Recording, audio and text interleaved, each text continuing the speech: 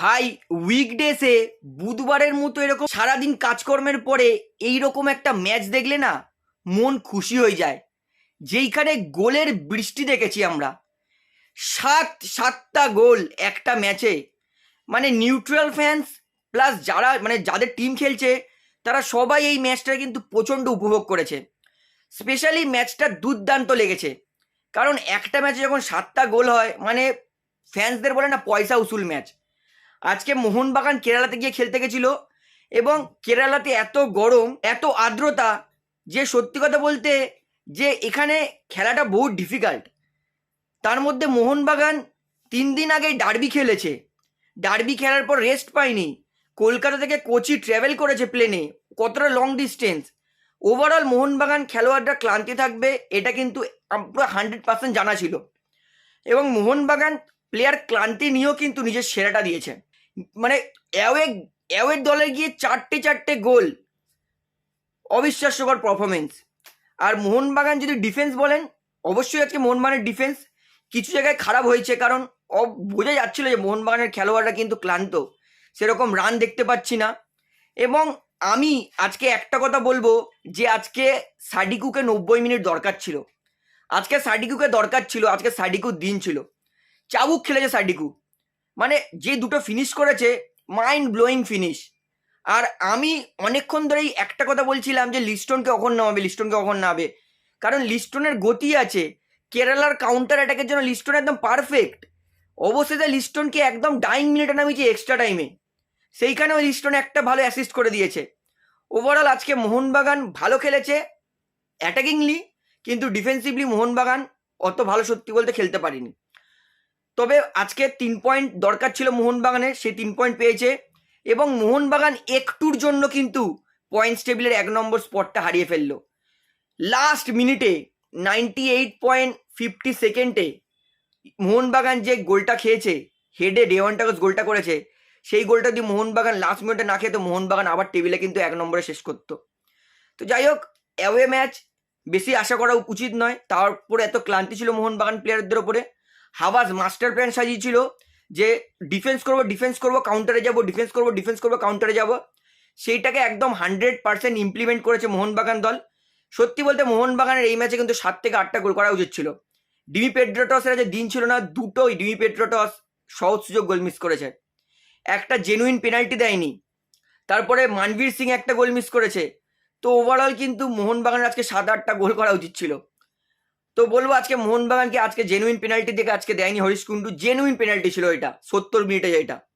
আর আজকে দীপক টাংরির প্রশংসা করবোই, ভাই কি খেলেছে দীপক টাংরি, যেমন ডিফেন্স করেছে সেরকম দরকারে একটা গোলও করেছে।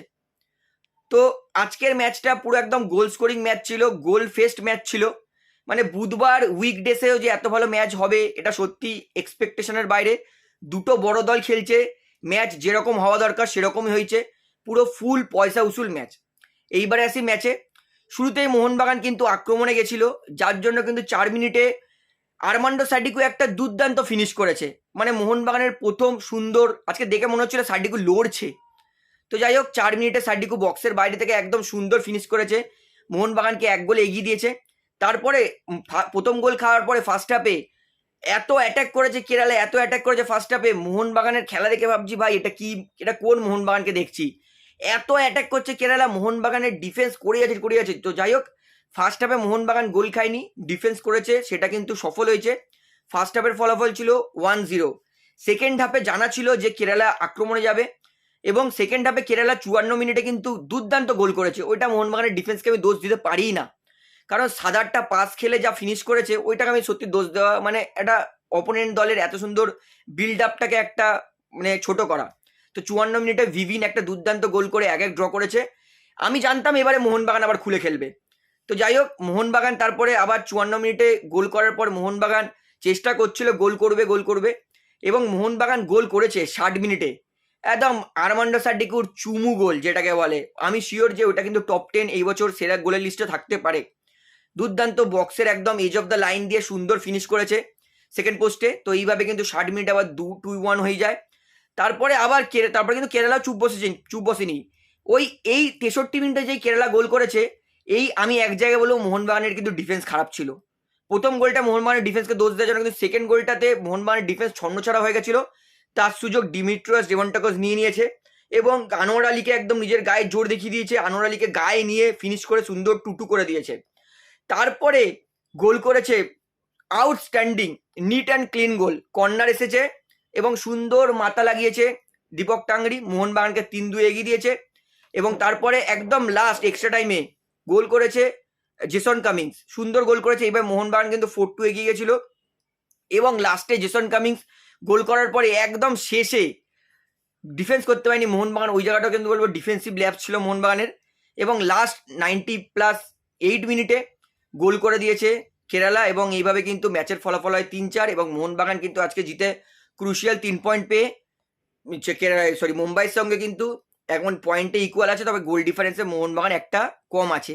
এবং বলে দিই, জামশেদপুর কিন্তু যেই ভুলটা করেছিল মুম্বাইয়ের বিরুদ্ধে, সেইখানে কিন্তু মুম্বাই পয়েন্ট পাবেই পাবে, এতে এক ফোঁটাও সন্দেহ নেই। আজ নয় পাচ্ছে না, কিন্তু পাবেই। সিজনের এতদিন বাকি আছে সিজনের, মুম্বাই কিন্তু পয়েন্ট পাবে 2 পয়েন্ট, অর্থাৎ মোহনবাগানের কিন্তু কাজটা বাড়িয়ে দিয়ে গেছে জামশেদপুর এফসি। তো ওভারঅল ম্যাচটা আমি খুব উপভোগ করেছি। ম্যাচটা আমার কেমন লেগেছে সেটা আমাকে অবশ্যই কমেন্টে জানাবেন। তাহলে বন্ধুরা, আজকের এই ভিডিওতে আমার আপনাদেরকে এতটাই বলার ছিল। আশা করি ভিডিওটি আমার ভালো লাগলো। তো ভিডিওটি ভালো লাগলে অবশ্যই লাইক করুন, কমেন্ট করুন, শেয়ার করুন এবং বন্ধুরা চ্যানেলটি তার নতুন আছেন সবাইকে একটু মাত্র বলতে অবশ্যই পাবলিক ভিউ কলকাতা এই চ্যানেলটিকে সাবস্ক্রাইব করে বেল আইকন প্রেস করে অল করে রাখবেন। ধন্যবাদ।